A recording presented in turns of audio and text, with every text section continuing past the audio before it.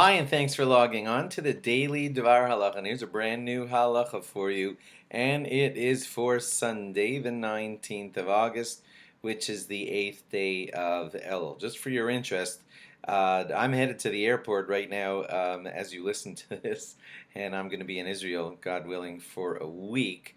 But I'm recording these a week in advance, so you could still have a halacha each day while I'm in the Holy Land. So here's your halacha for Sunday, being recorded back a couple of days before Sunday, before I travel. Here we go. Rosh Hashanah night, it is appropriate to not eat foods that are vinegary or sour or bitter. We don't want to evoke any of those feelings of vinegary, sour, bitter, or anything like that on the great night of Rosh Hashanah. We don't want you to think of these as superstitions. That superstitions are not godly.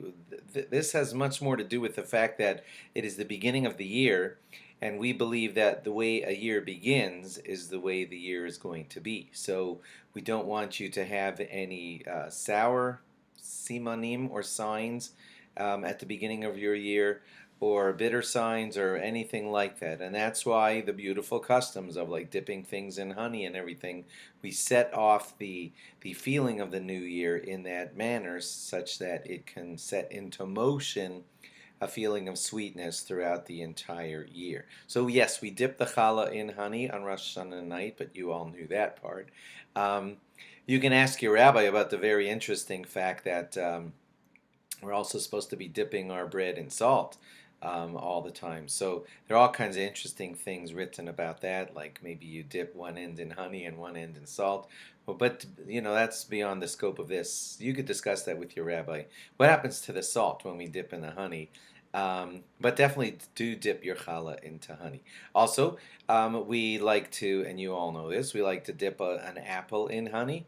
And again, it's not superstition, but it's a siman, a sign of how the year is beginning. And we say, Lashana Tova Tikasev, I'm sorry, that was yesterday's halacha. So we say, as Yehirat Samafanacha Hashem Elokeinu Elokei Avosenu Shetachadesh Aleinu Shana Tova Umesuka. Basically, in English, what that is saying is that Hashem, please inscribe us for a sweet new year. And the siman, the sign of that being this apple that I've just dipped into honey. And therefore, there are many other simanim, like dipping eating the head of a fish.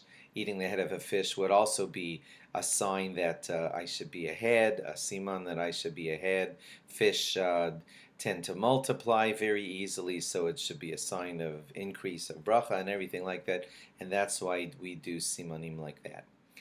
Many great rabbis have said that you are allowed to say your own simanim.